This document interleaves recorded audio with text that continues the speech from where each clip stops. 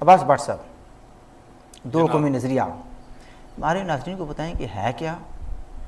और उसके बाद ये जिन्ना साहब, मोहम्मद अली जिन्ना, मैं तो मोहम्मद अली जिन्ना कहूँगा, अगर कायदे आज़म ना कहें तो लोग नाराज़ हो जाते हैं, लेकिन उनका नाम जिन्ना साहब था, हम जिन्ना साहब ही कहेंगे। तो वो किस तरह का पाकिस्तान चाहते थे? बिस्मिल्लाहिर्रहमानिर्रहीम।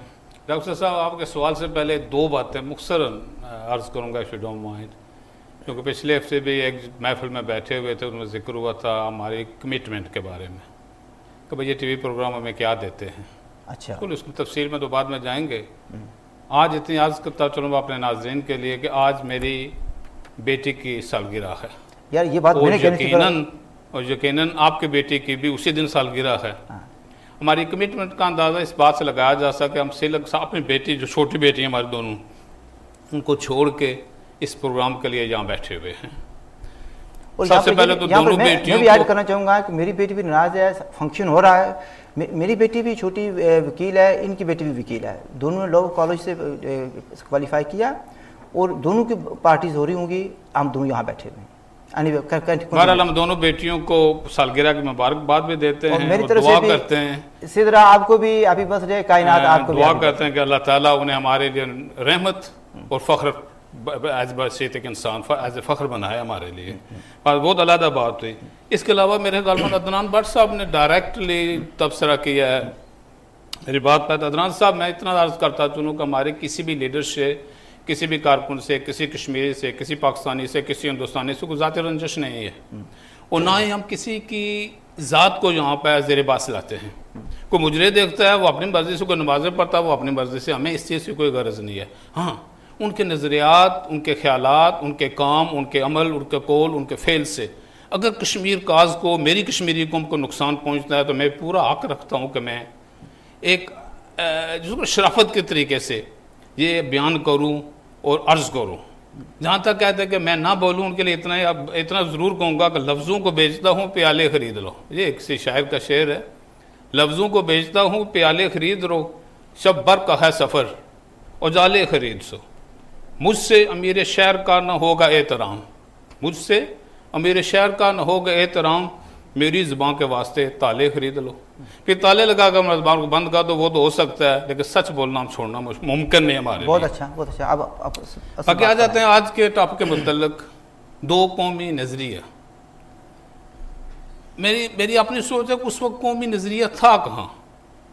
अगर इस चीज़ पर बहस की जाए कि कौमें मज़हब की बुनियाद पर बनाई जा सकती हैं, मेरे नज़दीक ये सही नहीं है।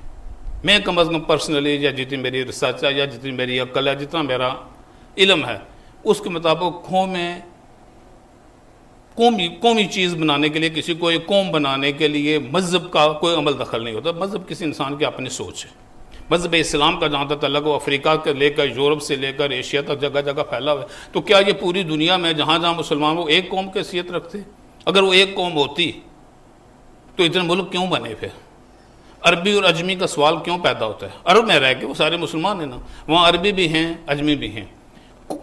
दूसरी मिसाल मैं आपको देता हूँ, पाकिस्तान के शहर रावलपिंडी का मुसलमान एक रहने वाला अगर बैसियत मुसलमान वो पाकिस्तानी कहला सकता है, यानी चूँकि वो मुसलमान बनने के लिए पाकिस्तान बनाया गया था मुसलमानों के लिए, तो वो बैसियत एक मुसलमान वो पाकिस्तानी हो गया। तो लाहौर का रहने वाला जो क्रिश्चियन है उसे क्या कहेंगे? वो पाकिस्तानी नहीं है, उसे भी उतने ही हकूक़ हासिल है जैसे मुसलमान को हकूक़ हासिल होने चाहिए, है नहीं। वो तो मुसलमानों को भी नहीं है, सुन्नी वाबियों को नहीं दे रहे, वाबी शीयों को नहीं दे रहे, शीयों दूसरों को दे रहे, वो तो अंदरूनी बात है। इसी तरह सिंध का एक हिंदू है, वो भी तो पाकिस्तानी है ना। वो उनमें से कितने ये पाकिस्तान के वज़ीर भी रह चुके हैं, तो क्या उन पर इतलाक़ नहीं होता इन चीज़ का? लिहाजा ये चीज़ साबित करती है कि कौम बनाने के लिए मज़हब की ज़रूरत है। कौम बनाने के लिए क्या होता है? हिस्ट्री, आपके रेस, कल्चर, ज़बान, कल्चर, ये चंद 5, 6, 7 चीज़ें जो मिलकर किसी चीज़ की कौम बनती है। मज़हब से नहीं होती। मज़हब की बुनियाद पर कौम नहीं। अगर मज़हब की बुनियाद पर कौम बनाई जाए तो जिससे जितने पाकिस्तान में इस वक्त मुसलमान मौजूद है, इससे ज़्यादा मुसलमान तो हिंदुस्तान में छोड़ रहा है, उनकी कौम क्या हुई फिर? अच्छा, दूसरी साथ की बात है कि मेरा एक भाई, मेरा तो नहीं लेकिन हज़ारों की तादाद में लोग कि वो पाकिस्तान बनने के बाद कुछ मुसलमान भाई इधर आ गए, उसके सगे भाई उधर रह गए। तो दो भाई जिसने एक ही माँ की कोख से जन्म लिया, एक पाकिस्तानी हो गया, एक हिंदुस्तानी हो गया, तो मज़हब का क्या ताल्लुक आता है इसमें? अच्छा, फिर दूसरी बात ये आती है कि हमें तो ये बताया गया, पढ़ते भी ये रहे हैं, जब तक खुद रिसर्च नहीं की पढ़ते ये रहे हैं कि मुसलमानों के लिए बनाया गया मुल्क पाकिस्तान 2 कौमी नज़रिए की बुनियाद पर।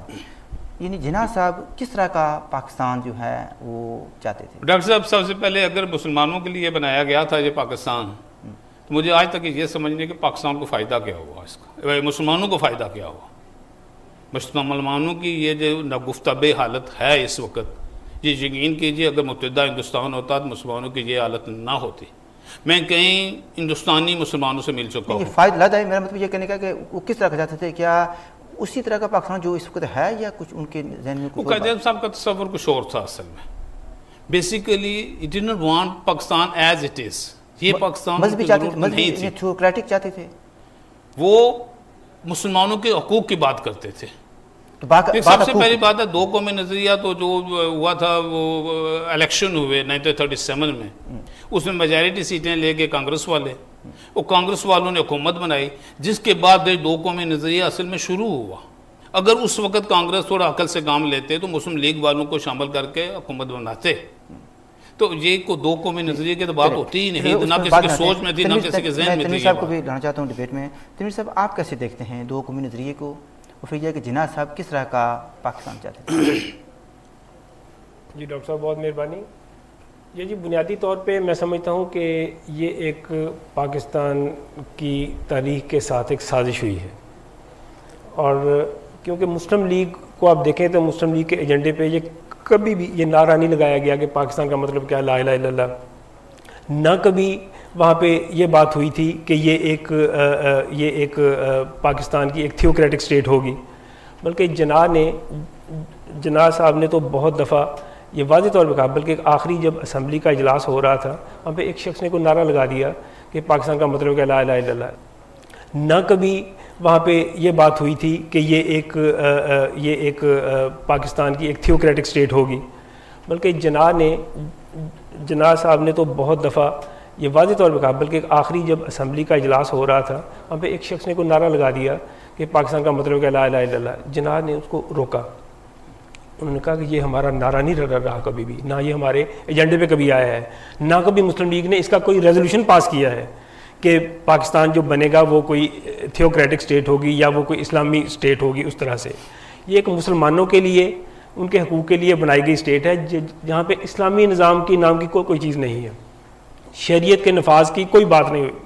इसलिए ये एक रियासत के ऊपर 49 के बाद ये सारी जो सिलसिला हुआ ये जना के बाद हुआ, ये सारा सिलसिला जो हुआ ये करारदाद मुकासद के अंदर किया गया, बल्कि जब वहाँ पे असम्बली के अंदर मुस्लिम ये पाकिस्तान बढ़ने के बाद आगे ना इस फिर अर्थ है कि इन्हें क्या 2 कौमी नज़रिया जो है, जैसे कि भट्ट साहब कह रहे हैं कि मजहब के नाम पर हो सकता है मुल्क बन सकता है। मैं समझता हूँ ये मजहब के नाम पे कोई कौम नहीं होती, कोई कौम नहीं होती। मजहब जो है वो एक कौम का एक फेथ होता है।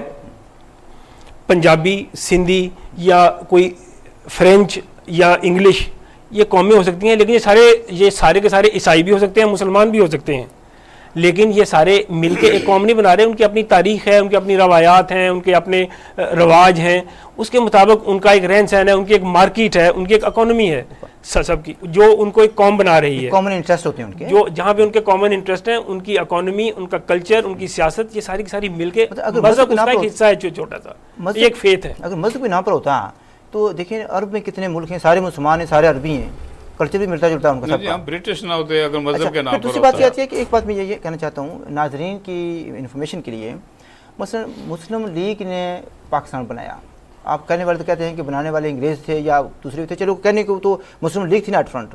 अब ये देखना है कि मुस्लिम जो लीग है ये बनती है 1906 में ढाका में। उसके जो 3 जो मेन मकासद थे, प्रिंसिपल्स क्या थे, वो कहते हैं to promote among Muslims a feeling of loyalty to the British government and to remove misunderstandings। तो पहला काम क्या था कि लॉयल्टी ब्रिटिश के साथ। दूसरा क्या है, to protect and advance the political rights and interests of Muslims and to represent properly their needs and aspirations to the British government। Number 3, to prevent the rise of hostility among Muslims toward Muslim or other communities। Source क्या है, कायद मिलत लियाकत अली खान, मुसन्निफ का नाम है Ziauddin Ahmad, page number 27। तो यहाँ पर तो बात यह है कि ब्रिटिश से लॉयल्टी की बात आ रही है। मुस्लिम लीग जो शुरू में थी, बुनियादी तौर पर मुस्लिम लीग जो स्टार्ट में थी, वो तो एक क्लब था, एक उमरा का, उसका अवाम के साथ तो कोई ताल्लुक ही नहीं था। और वो अंग्रेज़ों को खुश करने के लिए, अंग्रेज़ों के बने जागीरदारों का, उमरा का, सारे उन लोगों का था जिसके अंदर आगा खान वगैरह भी होते थे, जो कि अपने आप को सोने में हर साल तोलते थे और अपने मरीदों से उस हिसाब से सोना लिया करते थे। ये तो उस तरह के लोग थे सारे। इसका अवाम के मसाइल से और अवाम से कोई ताल्लुक नहीं था। जब इन्होंने अपने आप को अवाम से जोड़ा है, जब जना के साथ अटैच हुए हैं, जब जना अटैच हुए हैं, जना का तो पूरा एक वेस्टर्न एक उनका आउटलुक था, उनका एक ब्रिटिश जो एक डेमोक्रेसी यहाँ का जो पार्लियामेंट्री निज़ाम है वो उनका मॉडल आइडियल था। वो उस हिसाब से ही वहाँ पे सियासत कर रहे थे। उनका मजहबी इससे थ्योरोक्रेटिक सारे सिलसिले का कोई ताल्लुक नहीं था। उन्होंने रोका लोगों को। आज तक मुस्लिम लीग के किसी रिकॉर्ड पे कहीं कोई रेजोल्यूशन ऐसा पास नहीं हुआ जहाँ पे पाकिस्तान को एक इस्लामी रियासत बनाया जाए, आज तक कोई नहीं हुआ है। 1906 से लेके आज तक आप देख लें, मुस्लिम लीग की जो भी मुस्लिम लीग है, सिवाय इसके कि जो नज़रिया ज़रूरत के तहत बनाई गई जो यहाँ पे मुस्लिम लीगें थी, उनके अलावा जो मुस्लिम लीगें हैं उनका कहीं पे ये एजेंडे पे नहीं आया, क्योंकि हमें एनालाइज करना है 7 से पहले क्या था, बाद में कुछ तब्दीलियां आई हैं। देखना यह है कि 1906 से लेकर 1947 तक का पाकिस्तान के वजूद में आने तक का उनका नजरिया कुछ और था, बाद में तब्दीलियां आई हैं चीज़ें, ठीक है। फौरन जना के फौत होने के बाद आई हैं। जना तक सारी तमाम सियासत पाकिस्तान की मूवमेंट सारी की सारी और थी, उसके अंदर थियोक्रेसी का कहीं जगह नहीं थी। और ये जो इसके अंदर ला इलाहा इल्लल्लाह का नारा लगाया, जो आज मौलवी नारा लगाते हैं, जो आज एक्सट्रीमिज़म का भी शिकार हैं और तमाम सियासत को इन्होंने गदला किया हुआ है, इन लोगों की आप इनकी देखें कि इंतहाई अनपॉपुलर, ये डेमोक्रेसी के ख़िलाफ़, और ये आप इनके आप इस तरह से देखें कि इन्होंने कहा कि मुसलमान एक कौम है।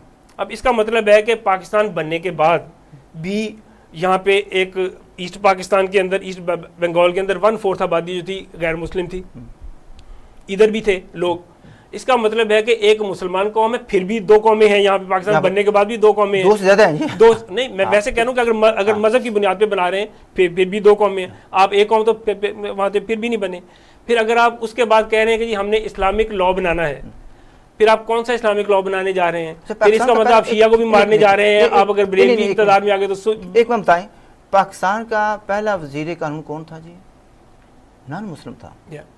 अगर इस्लामिक कानून लाने थे तो हिंदू वजीर कानून ना होता, कायद आज़म के दौर में था। कायद आज़म के जना के साथ तो बहुत सारे लोग जो थे नॉन मुस्लिम थे, जो उनकी टीम के हिस्सा थे। कॉन्स्टिट्यूएंट असेंबली के अंदर बहुत सारे लोग थे जो मेरे पास स्पीच भी है। प्रैक्टिकली देखा जाए, मैं तनवीर साहब की बात थोड़ा सा आगे बढ़ाना चाहूँगा। प्रैक्टिकली देखा जाए तो पाकिस्तान में 2 कौमें तो नहीं है भाई, एक सुन्नी कौम है, एक वाबी कौम है, एक शिया कौम है। अगर मजहब के बुनियाद पर अगर रखा जाए जो सारी कौमें मौजूद हैं, पाकिस्तान असल में बनाने का अंग्रेज़ों के जो करना था उन्होंने करना, तो उसके अलावा क्या था, ज़मींदारों और जागीरदारों के हकूक़ का तहफ़्फ़ुज़ करना था। चूँकि ये उन्हें इल्म था कि जो हिंदुस्तान आज़ाद होगा, जो कि हिंदुस्तान वालों ने किया, लॉ रिफॉर्म किया, लैंड लॉ रिफॉर्म्स एक्चुअली, वो तमाम जागीरदारों और ज़मींदारों से ज़मीनें लेके प्रिंसेस वाला ख़त्म हो गई। लेकिन यहाँ उसी तरह का उनके फल फूल रहे हैं, जो 10 ख़ानदान से आज 1000 ख़ानदान बन चुके हैं। आम इस मुसलमान जो है, जो आम गरीब मुसलमान, मस्तवस्त तबके का मुसलमान, उसे पाकिस्तान बनने का मुझे तो कोई फ़ायदा नज़र नहीं आ रहा, उसे मिला क्या? अच्छा, उसमें फिर आपकी जो बात आती है उसमें यह है ना कि इन्होंने जागीरदारों के मफाद का तहफ़्फ़ुज़ किया, वो इनके मफादात का ख्याल रखते हैं। वो कहते हैं you scratch my back I scratch yours. मैं एक सवाल आपसे ये करना चाहता था कि आमतौर पर कश्मीरियों को कहा जाता है और पाकिस्तानी को भी कहा जाता है, या अगर ज़रा सा सख्ती से कहता हूँ तो बेवकूफ़ बनाया जाता है। कहते हैं जी कायद आज़म साहब ने कहा था कि कश्मीर पाकिस्तान की शहर आ गए। एक बात, दूसरी बात ये बता दें कि क्या कोई मुल्क या कोई इंसान या कोई भी ऐसी चीज़ शहर के बगैर इतना अर्सा जिंदा रह सकती है? ये शहर क्या है, मसला क्या है? फिर साथ या क्या 2 कौमी नजरिए का तलाक भी होता है हम पर, ये नहीं होता रियासतों पर? पहली बात तो यह है कि 60 साल गुजरने के बाद अगर कोई चीज़ अगर बगैर शरअ के जिंदा है तो फिर अल्लाह का ही मौजज़ा हो सकता है। कम अज़ कम पाकिस्तानियों के जो करतूत हैं उनकी वजह से इससे हमारी सेहत पर कोई असर नहीं पड़ता, क्योंकि कश्मीरी 5000 साल तारीख रखते हैं। क्या वो इतने साल इंतजार करते हैं कि कश्मीर आज़ाद होगा तो हम उनका हिस्सा बनेंगे? अच्छा, कंट्रोल रूम ज़रा जिना साहब को जो स्टेटमेंट है दिखा दें ताकि लोग देख लें कि जिना साहब ने इन सुनी बात नहीं कर रहे, जिना साहब ने कश्मीर के बारे में क्या फरमाया था। जनाब स्टेटमेंट मैंने आपको भेजी थी, उनकी जो है स्टेटमेंट, लेकिन मैं पढ़ कर सुनाता हूँ। In reply to a question on Kashmir, Muhammad Ali Jinnah on 7 June 1947 said, and I quote, Constitutionally and legally, the Indian states will be independent sovereign states on the termination of paramountcy, and they will be free to decide for themselves to adopt any course they like. It is open to them to join Hindustan Constituent Assembly, the Pakistan Constituent Assembly, or remain independent. In the last case, they can enter into such arrangements or relationship with Hindustan or Pakistan as they wish. तो मतलब ये हुआ है कि दो कौमी नजरिए का अगर इतलाक होता तो फिर तो ऑटोमेटिकली ये पाकिस्तान का बन जाता।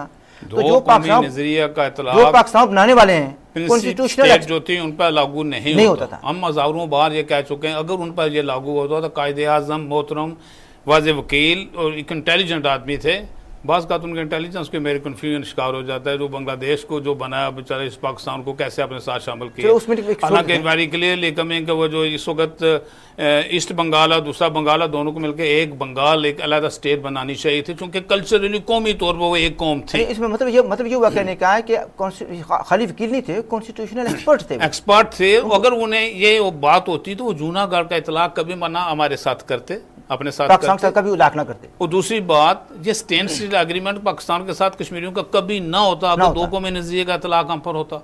ये तो पाकिस्तान ने साबित किया स्टैंडस्टिल एग्रीमेंट कश्मीरियों के साथ करने के बाद कि yes you are an independent state, एक मुल्क हैं आप। क्योंकि दो नाबालग लोगों का तो नुकाह नहीं होता। मैं कितनी बार ये कोट कर चुका हूँ यार, दो आज़ाद मुल्क थे पाकिस्तान और कश्मीर, जिनका एक दूसरे के साथ अलाक हुआ, एक दूसरे से मायदा हुआ। इस चीज़ को हम क्यों जुठला रहे हैं बार-बार? ये देखिए बात आगे क्लियर बात आई है कि दो कौमी नजरिए का इतलाक रियासतों पर नहीं होता था, रियासत जम्मू कश्मीर पर नहीं होता था, और हम उसको कोट कर रहे हैं और ये पाकिस्तानी मुसन्निफ है जिन्होंने ये बातें लिखी हुई हैं उन्होंने। अच्छा, तो आप ये कहते हैं क्यों ऐसा किया जा रहा है, क्यों लोगों को वर्गलाया जा रहा है? जी, दो कौमी नजरिए का इतलाक का होगा, दो कौमी नजरिया does not exist, it does not exist. ये एक अपने तौर पे मैं समझता हूँ एक होक्स है। ये एक तरह का एक लोगों के जो राइट्स वहाँ पे उनकी खिलाफ वर्जी हो रही है, ये उसके ऊपर एक कैमोफ्लेज है। और ये इस्लाम के नाम लेके ये लोगों के हकूक़ की जो है पामाली हो रही है। वरना दो कौमी नज़रिया, आप कौमों को हकूक़ दें, आप आके आपने अब आप देखें, आप हिंदुस्तान में आप जाकर किसी इंडियन से पूछें कि भाई आप पहले इंडियन हो या आप हिंदू हो, वो कहेगा जी पहले मैं इंडियन हूँ उसके बाद मैं हिंदू। पाकिस्तान में आप जाके वो कहेगा पहले मैं मुसलमान हूँ उसके बाद मैं पाकिस्तानी हूँ, पहले सुन्नी मुसलमान हूँ या वहाबी मुसलमान हूँ उसके बाद में कुछ और। अब आप हिंदुस्तान में आप जाके किसी इंडियन से पूछें कि भाई आप पहले इंडियन हो या आप हिंदू हो, वो कहेगा जी पहले मैं इंडियन हूँ उसके बाद मैं हिंदू। पाकिस्तान में आप जाके वो कहेगा पहले मैं मुसलमान हूँ उसके बाद मैं पाकिस्तानी हूँ, पहले सुन्नी मुसलमान हूँ या वहाबी मुसलमान हूँ उसके बाद में कुछ और। अब ये कॉन्फ्लिक्ट जो है ये अपने तौर पे हमें it is dragging us towards further deeper problems. जैसी बात की है कि आप ये कह रहे हैं कि ये कैमोफ्लेज है, लोगों के हकूक़ को डिनाई करने के लिए, उनको गस्ब करने के लिए इन मजहब का नाम लिया गया है बेसिकली। जी हाँ, मजहब के नाम पे कौम तो है ही नहीं, ना हो ही नहीं सकती। एक चीज हो ही नहीं सकती, आप उस चीज पे असरार किए जा रहे हैं जो हो ही नहीं सकती। तो आप उसके ऊपर असरार भी किए जा रहे हैं और आप इतने साल से लोगों के हकूक भी मारे जा रहे हैं। देख लीजिए कि ये कितना अर्सा से हमें मजहब के नाम पर ये किया जा रहा है, वो भी खूब बनाया जा रहा है। मैं कश्मीर के बारे से, चूँकि मेरा ज़्यादा तल्लुक़ कश्मीर से आता है, क्योंकि पाकिस्तान तो कोई हमारा पार्टी है, एक ऐसे कश्मीर के मसले में हिंदुस्तान भी पार्टी है। लेकिन एक बात यह है कि मैं क्लैरिफाई करना चाहता हूँ, बेशुमार वर्क किया गया कि two nation theory was not applicable to रियासत Jammu Kashmir and other princely states.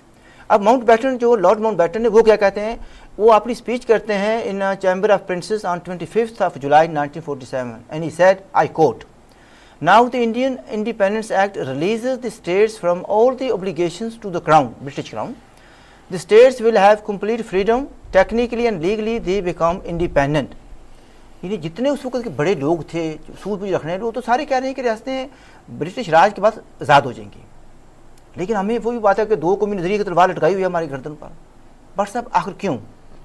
जैसे एक और चीज़ भी आपको बताऊँ कि अक्सर लोग अल्लामा इकबाल शायर मशरक़ फर्जंद कश्मीर अकीमुल उम्मत का अक्सर जिक्र करते हैं कि वो तसव्वुर पाकिस्तान उन्होंने पेश किया था, उसका ज़्यादा जिक्र करते। उनका एक फ़ारसी का शेर है, देकाम व कश्त व जुए व ख़याबाँ फ़रोख्तन कौमें फ़रोख्तन च अर्ज़ाँ फ़रोख्तन।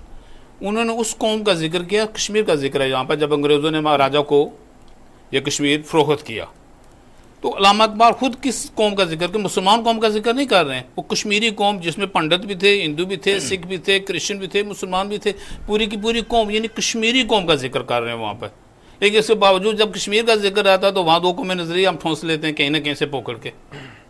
इसमें ना कश्मीरियों को फ़ायदा है, ना पाकिस्तानियों को फ़ायदा है और ना हिंदुस्तानियों को फ़ायदा है। पूरे हिंदुस्तान यानी मुत्तहिदा हिंदुस्तान जो था उसमें बसने वाले रहने वाले लोगों के इकोनॉमिकली हम जो है ना दुबई की तरफ लेके जा रहे हैं। जब हम ये मुस्लिम और नॉन मुस्लिम पर दो कौमी नज़रिया। और दूसरी बात ये मुझे आज तक ये बात समझ नहीं है, मुस्लिम नॉन मुस्लिम क्यों, why not Hindu non Hindu का जिक्र क्यों नहीं किया गया?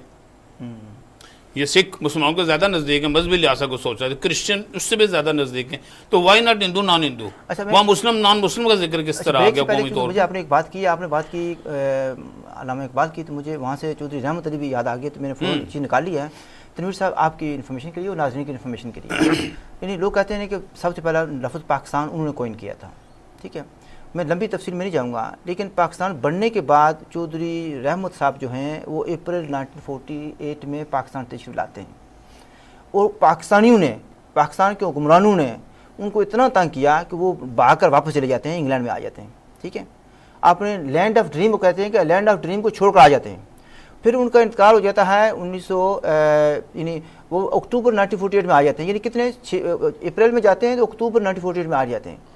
उस जगह 5-6 महीने नहीं रह सके क्योंकि वहाँ जो वो सोचे जाते थे वो नहीं आया। फिर वो फरवरी 1951 में इंग्लैंड में फोत हो जाते हैं और उसका जो है ना उसके जो है ना दफन करने के लिए भी उनको आपने पता कि यहाँ पर लोगों ने इंतजाम किया था। जी जी जी, ठीक है, तो ये है ट्रेजिडी।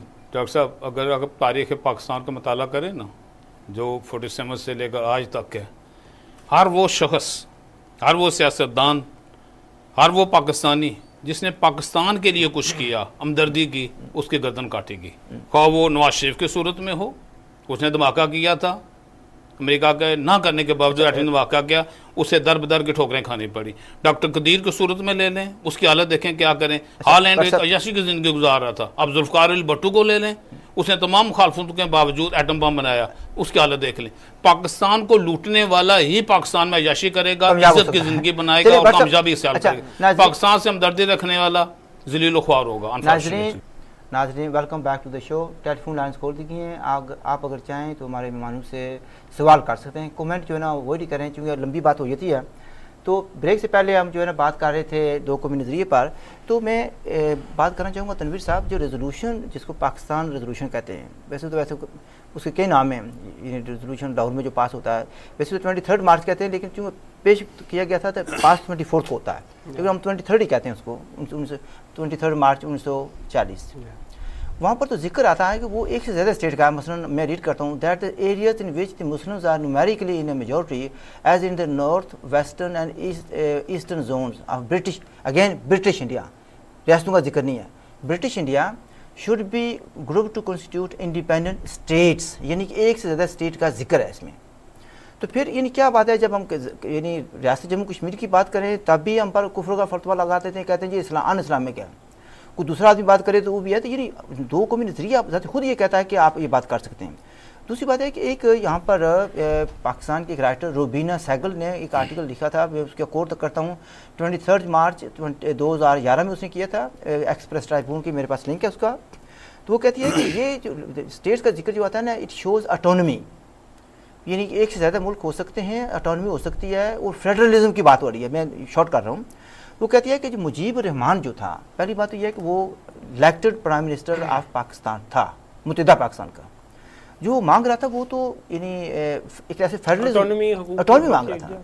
उसमें कहा था डिफेंस मांग रहा था, पाकिस्तान के पास होना चाहिए, सेंटर के पास होना चाहिए डिफेंस, कम्युनिकेशन और खारजा, बाकी ऑटोनमी मांग रहा था। तो वो लिखती है कि उसका जुर्म क्या है, बजाय इसके कि हम उसके मामला सुनते या बातें सुनते हैं, उसके नुक्ता नज़र को सुनते, हमने बम मारना शुरू कर दिए। तो आप इस बारे में क्या कहते हैं? मैं मुजीब रहमान की बात करूं या पीछे करारदाद पाकिस्तान और करारदाद मकासद, उसको क्योंकि स्टेट्स का जिक्र है। देखें ना, करारदाद मकासद बुनियादी तौर पे करारदाद पाकिस्तान से मुख्तलिफ है। नहीं सॉरी, मैं करारदाद पाकिस्तान की बात करूँ, करारदाद मकासद आगे आती है ना। करारदाद पाकिस्तान जो है उसके अंदर तो सिर्फ ऑटोनॉमी की बात हो रही है, उसके अंदर कन्फेडरेशन की बात है, उसके अंदर जो उसकी जो रूह है वो कन्फेडरेशन की है, बल्कि कन्फेडरेशन की बात जी, उसके अंदर कन्फेडरेशन की बात है। और उसके अंदर आप देखें कि जब वो वहाँ का इस्लाहात का कमिश्नर थे HV हॉटसन, उसने एक आर्टिकल लिखा उस वक्त, और उसने कहा कि मुस्लिम लीग और जनाह दोनों के अंदर कहीं पे भी अलहदा रियासत का मुतालबा नहीं हो रहा। ये एक हकूक़ की बात यहाँ पे की जा रही है कि जो एक मिनॉरिटी वहाँ पे मुस्लिम मिनॉरिटी के हवाले से वहाँ पे मौजूद है, उनके हकूक़ की बात है और उनको वहाँ पे एक स्टेटस देने की बात हो रही है और ये कन्फेडरेशन की बात कर रहे हैं। जिन्ना ने उस पर कमेंट किए थे कि Hotson has understood me very rightly. तो बात अब ये बात और ये बिल्कुल 47 के टाइम पे ये बात हो रही है। ये बात कोई बहुत पहले नहीं है कि ये कोई 20 साल पहले बात की हो कि जब अभी तहरीक चल रही थी या सिलसिला था। अब ये सिलसिले इस तरह के थे कि जिन्ना को भी ये कभी अलहदा इंडिपेंडेंट स्टेट बनाने का सारा सिलसिला जो था ये बहुत देर की डेवलपमेंट है। जब ब्रिटिश राज जो है वो अपनी एक वर्ल्ड वॉर की वजह से उनके अंदर एक बहुत से प्रॉब्लम और लैप्सेस आ रहे थे, जिस वजह से उन्होंने अपनी मुख्तलिफ जगह पे दुनिया के अंदर अपनी स्टेट्स को आज़ाद करना शुरू किया और उन्होंने वहाँ पे जिस तरह से आजकल इंपीरियलिज्म अपनी काबू में की हुई रियासतों को आज़ाद कर रहा है, इराक को देख लें, दूसरी जगह पे देख लें, वो वहाँ के अपनी मनपसंद के रूलर बना के निकल रहा है। उसी तरह से पाकिस्तान और हिंदुस्तान भी थे उस वक्त कि यहाँ पे भी सूरत हाल वही थी जो उस वक्त इंपीरियलिज्म की थी। तो ये एक इसलिए उस रियासत के वजूद के लिए तो क्योंकि कोई जद्दोजहद ही नहीं हुई, ये तो हिंदू मुस्लिम मुनाफरत के हवाले से तहरीक थी। वरना ये तहरीक अगर अंग्रेज राज के खिलाफ होती तो इंपीरियलिज्म के खिलाफ जद्दोजहद हो रही होती। इंपीरियलिज्म के साथ तो आप अच्छे ताल्लुकात बना रहे हैं, जो बाहर के इन्वेडर हैं उनके साथ मुस्लिम लीग के रिलेशन बहुत अच्छे हैं, जबकि आप एक हिंदू के साथ एक हेट्रेड की बेस के ऊपर एक रियासत का वजूद नफरत की बुनियाद पर बनाया गया। बेसिकली ये नफरत की बुनियाद है। जब आप ये कह रहे हैं हिंदुस्तान कह रहा है कि जी sovereignty lies with the people, आप कह रहे हैं जी sovereignty lies with the God. जब आप ये कहते हैं कि sovereignty lies with the God, इसका मतलब है कि आप वो निज़ाम लेके आना चाह रहे हैं जो इंसानों के आगे जवाबदेह नहीं है, या जो जिसके अंदर आपके ख्याल में इंसानों की तरफ से उस पर एक मिनट आता हूँ, मैं थोड़े से पीछे बट साहब लाना चाहता हूँ, उसमें करारदाद मुकासद में मैं आता हूँ 1 मिनट के लिए। बट साहब यानी अगर दो कौमी नज़रिया जिसको लोग कहते हैं इतना मुकद्दस बनाकर पेश किया जा रहा है, जब कैबिनेट मिशन आया था तो कैबिनेट मिशन में यूनिटरी की बात थी, फेडरलिज्म की बात थी और काजी आजम ने उसको कबूल किया था कैबिनेट मिशन को। फिर तो यह है कि नेहरू को बिहार ने गड़बड़ करती थी। तो इससे साबित भी ये होता है कि ये जिस तरीके से मुकद्दस बनाकर पेश कर रहे हैं, इस तरह ये बात नहीं थी, वो बात हकूक की थी। आप इस बारे में कोई ऐड करना चाहेंगे? सिंपल आपको मसाला बिल्कुल सादा स्टाइल, वो जट स्टाइल में, जट नहीं बात करना, सादगी में, वैसे लोग इजी टू एक्सप्लेन और इजी टू अंडरस्टैंड। 61 साल हमने गुजारे 2 मुल्क अलहदा करके। हिंदुस्तान को तकसीम करने के बाद पाकिस्तान और हिंदुस्तान 2 मुल्क हैं। पाकिस्तान क्या सफ़र कर रहे हैं, पाकिस्तानी क्या सफ़र कर रहे हैं, पाकिस्तानी क्या क्या देख रहे हैं, एक बात तो वो। और दूसरी बात, अगर हिंदुस्तान तकसीम ना होता, यानी हिंदुस्तान तकसीम हुआ, 2 मुल्कों ने एटम बम बनाए, हिंदुस्तान तकसीम हुआ, आपस में 2-3 जंगें 4 जंगें कर चुके हैं, हिंदुस्तान तकसीम हुआ, हम एक दूसरे की छोटी सी छोटी बात को लेके अक़वाम मुत्तहिदा में और बॉर्डरों पर यह गड़बड़ करना शुरू कर देते हैं। और एक तरीका वो होता कि हिंदुस्तान अगर तकसीम ना होता, मुत्तहिदा हिंदुस्तान होता, आज तकसीम होने के बावजूद, ये सारे अखराजात करने के बावजूद, हिंदुस्तान इकोनॉमिकली वर्ल्ड को चैलेंज कर रहा है। यानी बड़ी कुव्वतों को, चाइना को और अमेरिका जैसे मुल्कों को इकोनॉमिकली चैलेंज कर रहा है। तो क्या ख्याल है, अमेरिका वाले, ब्रिटिश वाले, यूरोप वाले, चाइना वाले उस वक्त महसूस नहीं कर रहे थे कि अगर एक इतना बड़ा मुल्क मौजूद होता, इतनी बड़ी आबादी, इतने बड़े रिसोर्सेज होते, तो इकोनॉमिकली हमसे भीख नहीं मांगेंगे, ये खुद मुख्तार और आज़ाद होंगे। इनको चैलेंज करता है, लिहाजा इनको इस तरीके से तकसीम करो कि कल हमारे मोहताज बने। जिस तरह की बात को मैं थोड़ा सा इसको अमेंड करता हूँ इस तरह से कि मुल्क बन गया। असल बात तो है कि मुल्क जब बना लिया फिर साजिश क्या हुई। जो इम्पोर्टेंट चीज़ है वो ये है कि चले मुल्क आपने बना लिया, लेकिन आप मुल्क बना के भी आप एक फ्रेंडली नेबर के साथ तो रह सकते हैं। आप उसको हेट्रेड की बेस बना के, आप नफरत की बुनियाद पे तो अपनी सारी पॉलिसी नहीं चला सकते। जब आप ये चलाएंगे तो जाहिर है उसके नतीजे में जंगें भी होंगी, उसके नतीजे में एटम बम भी बनेंगे, ये सारा कुछ होगा। अच्छा, हमारे साथ लाइव कॉलर है। अस्सलाम वालेकुम, वेलकम टू द शो। वालेकुम सलाम जी। कासिम बोल रहा हूँ शफील से। सबसे पहले कासिम भाई आप बात करें। बात आप आज तारीख आप पहले कश्मीर के हवाले से बात नहीं कर रहे, आप पाकिस्तान की हिस्ट्री बता रहे हैं हम सबको। ये तो बात हम सुनी हुई है। अब बात जो गोया कश्मीर के हवाले से, बस सबसे एक सवाल है ये करता हूँ कि इसका सोल्यूशन क्या होगा। इतनी लड़ाइयाँ भी लड़ी हैं, सब कुछ देखते हैं, हमारे सियासतदान के हालात भी हम देख चुके हैं, सब डीप डाउन वो चीज को समझने के बावजूद भी वो किसी पॉइंट पर नहीं आ रहे। ठीक है, ओके जनाब, मेरे नज़दीक में उसका सिंपल और सादा सा हल है। जो चीज़ जिसकी मलकियत है उन मालिकों से उसकी मर्जी और मंशा के मुताबिक उसका हल तलाश किया जाए। कश्मीर की बात हो रही है, यानी हिंदुस्तान और पाकिस्तान में वजह नज़ा जिसको कहते हैं, सबसे ज़्यादा दुश्मनी जिस बुनियाद पर है वो है कश्मीर, जम्मू कश्मीर। बाकी छोटे मोटे मसाइल हैं जो हल किए जा सकते हैं। रियासत जम्मू कश्मीर को अना का मसला ना पाकिस्तान बनाए ना हिंदुस्तान बनाए, ना पाकिस्तान की फ़ौज बनाए ना हिंदुस्तान की फ़ौज बनाए, और ना ऐसे आपने किचन चलाने की मशीनरी बनाए कश्मीरियों को। कश्मीर का मसला कश्मीरियों की मर्जी और मंशा के मुताबिक हल करें। कश्मीर को एक आज़ाद रियासत बना दें, उसके बाद हिंदुस्तान से पाकिस्तान की शराक बनती है तो ये उनकी अपनी बदकिस्मती होगी। अगर वो दूसरों का टोटंग बनते हैं तो ये उनकी अपनी बदकिस्मती होगी। कम अज़ कम उन्हें इतना हक दिया जाए कि अपने फैसला करें। और हिंदुस्तान और पाकिस्तान बजाय इसके इकोनॉमिकली अपने मुल्क पे सड़कों पर पैसे लगाएं, मेडिकल पर पैसे लगाएं, स्कूलों कॉलेजों पर पैसे लगाएं, एटम बमों पर ना लगाएं, ये जंगी हथियार बनाने में ना लगाएं, अपने मुल्क को तरक्की दें। यही एक हल है। नटशेल में हिंदुस्तान और पाकिस्तान हमारे मुस्तकबिल का फैसला ना करें, ये फैसला हम लोगों ने करना है। अच्छा तनवीर साहब, चूँकि आप बार कर रहे थे करारदाद मकासद की बात, तो करारदाद मकासद 12 मार्च 1949 में पेश की जाती है। इन कायद-ए-आज़म के फोत होने के बाद इन्हीं जो साजिश का जिक्र कर रहे हैं, जो बात कर रहे हैं, बेसिकली वहाँ से चेंजेस की गई हैं। मैं कोई लियाकत अली साहब उसको मूव करते हैं, उसमें जो ऑब्जेक्टिव, इसको ऑब्जेक्टिव रेजोल्यूशन कहते हैं, तो वो उसमें बड़ी तब्दीली आई है कि जैसे आपने कहा कि sovereignty belongs to Allah alone, but he has delegated to the state of Pakistan through its people for being exercised within the limits prescribed by him as a sacred trust। आगे काफ़ी चीज़ें हैं, ह्यूमन राइट्स की बात है वगैरह वगैरह। अब बात क्या आती है कि अगर ये करने के बाद ज़ाहिर है कि इसकी तशरीह कौन करेगा? कोई आपसे नहीं पूछेगा, मुझे नहीं पूछेगा, तो वो तो मौलाना कराम ज़ात ही कराएंगे ना। मैं इस पे एक पहले तो जो है ना, जो उस वक्त एक अपोजिशन ईस्ट बंगाल के अंदर अपोजिशन लीडर थे जो वहाँ से कांग्रेस जो उस वक्त वहाँ पे थी, वो आए थे, वो चंद्रा चट्टोपाध्याय। मैं उनकी एक कोटेशन छोटी सी उनकी स्पीच का एक हिस्सा है हल्का सा, जो उन्होंने इसी 12 मार्च 1949 को असम्बली के अंदर ये करारदाद मकासद पेश होने के बाद किया था। वो मैं हल्का सा अपने नाज़रीन को और आपको बताता हूँ। In my conception of state where people of different religion live, there is no place for religion in the state. Its position must be neutral, no bias for any religion. If necessary, it should help all the religions equally, no question of concession or tolerance to any religion. It smacks of inferiority complex. The state must respect all religions, no smiling face for one and askance look to the other. The state religion is a dangerous principle. अब ये एक opposition का ख्याल था जो कि ignore की गई उस वक्त। कॉल होल्ड कर रहे हैं। अस्सलाम वालेकुम, welcome to the show. Hello, वालेकुम सलाम।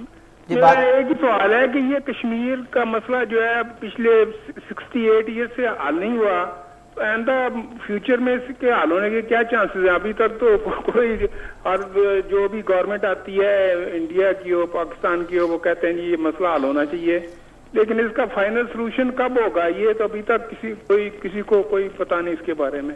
बहुत मेहरबानी अहमद भाई। अच्छा एक कॉल हो ले लो। अस्सलाम वालेकुम, welcome to the show. Hello अस्सलाम वालेकुम। वालेकुम सलाम जी। सर मैं बात कर सकता हूँ? जी बात करें, आप लाइव हैं। जी सर, मैं आपने कश्मीर के बारे में शो करते हैं तो भाई साहब जो बैठे हैं उन्होंने कश्मीर का मसला ही तो निकाल दिया कि हिंदुस्तान मसला हल ही कर दिया कि हिंदुस्तान को तकसीम नहीं होना चाहिए था, कि तो वो जम्मू कश्मीर तो वो कश्मीर में ही है ना, वो हिंदुस्तान में ही है, तो उसको आजाद करने की क्या जरूरत है? तो वो मसला हल हो गया, मतलब कि हिंदुस्तान को तकसीम ही नहीं होना चाहिए था, हिंदुस्तान के अंदर ही हो गया ना मेरे भाई। चलिए बात सबको क्लियर आप सबसे पहली बात है मेरे भाई, सबसे पहली बात है जब हम कहते हैं कि तकसीम नहीं होना चाहिए था, हम we are talking about British India, हम स्टेट्स की बात नहीं कर रहे हैं। पहली बात तो ये, और जब अगर तकसीम हो गया तो कश्मीरियों को भी हक दिया जाए कि वो अपनी मर्जा के मंशा के मुताबिक रहें। इसी तरह मेरे एक भाई साहब ने जिन्होंने पहले सवाल किया कि हमें बताएं कब हल होगा। भाई ये जो नाउज़ बिल्लाह मेरे को नबी होने का दावा तो हम नहीं करते कि हम मुस्तकबिल के बारे में बता सकें कब होगा, लेकिन मैं ये यकीन कह सकता हूँ जब पाकिस्तानी और हिंदुस्तानी हुक्मरानों को अकल आ जाएगी तो यकीनन ये बैठ के इस मसले को हल करेंगे। आप कुछ कह रहे थे जी, और इस पर भी कश्मीर मैं कश्मीर पे मैं ये कहूँगा कि ये जो कश्मीर का सिलसिला है, अब ये इसको पाकिस्तान के रेफरेंस में अगर देखें तो जैसे दो कौमी वहाँ पे दो कौमी ये नज़रिया आ रहा है, इस नज़रिए के हवाले से आप देखें कि ये बचपन से पाकिस्तान के निसाब के अंदर बच्चों को पढ़ाया जाता है कि कश्मीर जो है वो हमारा एक इनकम्प्लीट एजेंडा है और कश्मीर जो है इसको मुकम्मल का करना बड़ा ज़रूरी, इसके बगैर पाकिस्तान मुकम्मल नहीं होता। पाकिस्तान चला गया तो कोई फ़र्क नहीं पड़ा। कश्मीर को मुकम्मल, इसको लिए बगैर पाकिस्तान मुकम्मल। अब आपने इसकी बुनियाद के ऊपर एक्सट्रीमिज़म बढ़ाया, इसकी बुनियाद के ऊपर आपने मजहबी फ़रकाबाजी फैलाई, इसकी बुनियाद के ऊपर आपने पूरे रीजन के अंदर टेररिज्म फैलाई, टेररिज्म और मिलिटरिज्म फैला दिया, जिसके नतीजे में एक जहादी सारा सिलसिला हो गया। अब उसका जाहिर है कि कश्मीर उस हवाले से एक इस वक्त एक टेररिज्म की प्रोड्यूसिंग नर्सरी हो गई, नर्सरी बन गया कि वहाँ पे लोग ट्रेनिंग ले रहे हैं, वो जहाद उधर भी जा रहे हैं। अब फौज के बहुत सारे लोग जो हैं वो उनको लेके कहीं इधर उधर भी भेज रहे हैं। अब जब आपने नर्सरी बना दी तो आपने दुनिया का अमन जो है वो पूरे का पूरा खतरे में डाल दिया। अच्छा, हमारे साथ एक लाइव कॉलर हैं। अस्सलाम वालेकुम, वेलकम टू द शो। अस्सलाम वालेकुम जी। वालेकुम सलाम। मैं गुलाम मुर्तज़ा नाम मेरा, मैं लीड्स से बोल रहा हूँ इंग्लैंड से। जी गल करो मेरे भाई। मैं मतलब है कि सुनना रहा और पढ़ना रहा कि पंडित नेहरू ने जिस वक्त तो लड़ाई होनी सी पी कश्मीर विच ते उस वक्त तो एग्री होया सी कि असां प्लेबिसाइड करासां कश्मीर जो रायशुमारी नाल फैसला करसां। वो जिहड़ा उसना मतलब है एग्रीमेंट है वो यूएनओ को रिकॉर्ड विच होसी। ठीक ठीक।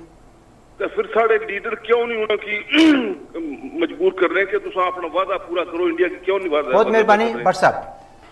अच्छा आप सुन लीजिए जवाब भट्ट साहब। वैसे मैं दिलाय दिल करना मुर्तज़ा साहब से अपनी ज़बान गल करा और निका जी एक अच्छे छोटा सा उर्दू मुझे हमारे सुनने वाले हैं ना वो पंजाबी। चलो ठीक है। एक छोटा सा बच्चा था तो हम कहना शुरू किया था कि भाई यूनाइटेड नेशन की करारदादें जो हमें हक देती हैं रायशुमारी का, जो नेहरू ने भी कहा, बाकी लोगों के पास उसका एक तरीकाकार है। उस तरीकाकार में सामने लिखा हुआ कि पाकिस्तान अपनी तमाम फौजें, तमाम कबायली, तमाम पाकिस्तानी कश्मीर के इलाकों से बाहर निकालेगा और उसके बाद सेकंड स्टेज आते हैं कि हिंदुस्तान अपनी बल्क आर्मी वहां से निकालेगा, अमन के लिए फिर भी कुछ रखेगा, उसके बाद हक रायशुमारी होगी। अब मुझे बात बताएं कि ये चाय का कप हमने बनाना है तो इसमें लिखा होता है तरीकाकार भी ये कि पहले इसमें पानी डालेंगे, फिर गर्म करेंगे, फिर पत्ती डालेंगे। अगर आप पत्ती डाल के बैठ गए उसे गर्म पानी पर रखे फिर मेरे भाई तो वो चाय तो नहीं बनेगी ना।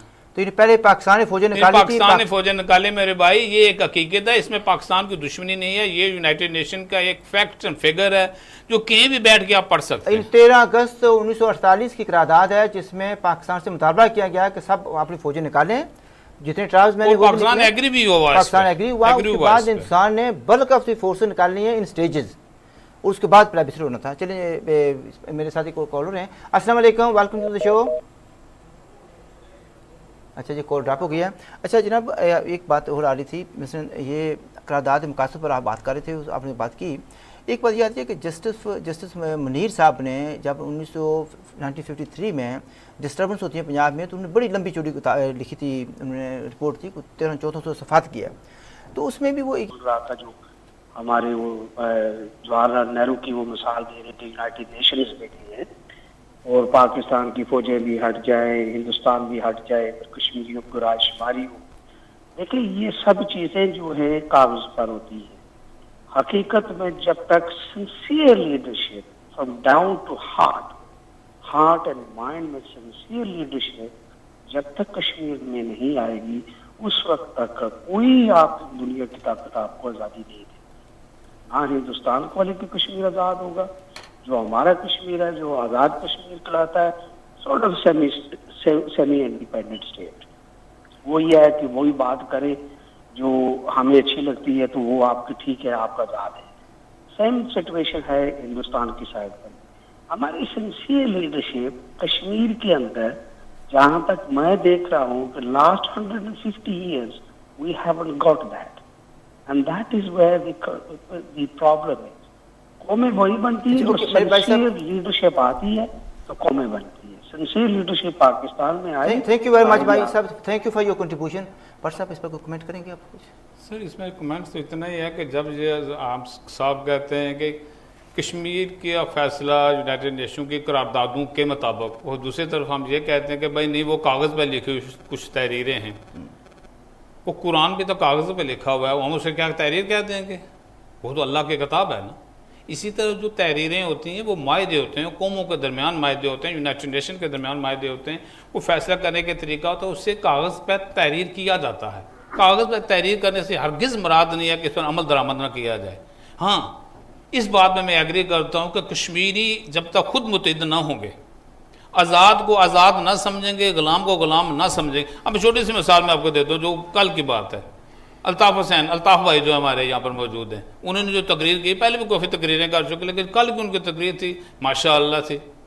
उनको किसी ने गद्दार नहीं कहा, उन्हें किसी ने एजेंट नहीं कहा, उन्हें किसी ने बुरा भला नहीं कहा, उन पर किसी ने मुकदमा नहीं चलाया, उन्हें कभी फांसी की सज़ा किसी ने नहीं सुनाई। लेकिन कश्मीरी सिर्फ ये मुतालबा करें कि कश्मीर का फैसला कश्मीरियों की मर्जी के मुताबिक करें, तो दुनिया जान का इल्जाम तराशियां, यानी हमें क्या क्या नहीं कहा जाता। यहाँ पर मैं ऐड करना चाहूंगा कि और हम ये नहीं कहते कि हिंदुस्तान के हिस्सा बनेगी, हम कहते हैं कश्मीरियों का फैसला कश्मीरियों की मर्जी मंशा के मुताबिक करें। तो हमें मुर्दे इल्जाम गिलगित जो पाकिस्तान के कंट्रोल में है, वहाँ पर गद्दारी के मुकदमात हैं, मेरे तकरीबन 200 लोग हैं जिन पर गद्दारी के मुकदमा चल रहे हैं। और इसके साथ एक और देखें, इस पर जिसको आज़ाद कश्मीर और आज़ाद कश्मीर हम कहते हैं, इसके वज़ीर आज़म चौधरी अब्दुल मजीद साहब एक चपड़ासी को तब्दील करने का वो हक नहीं रखते, जरूरत नहीं रखते, तो वो क्या कहते हैं, अल्ताफ़ हुसैन के खिलाफ हर डिस्ट्रिक्ट में रैलियां निकाली जाए। यार मेरे भाई, अगर तुमने रैलियां ही निकालनी तो बाहर जाकर बैठो, हुकूमत में किस लिए बैठे हुए? बट सर मैं कंक्लूजन तरफ जा रहे हैं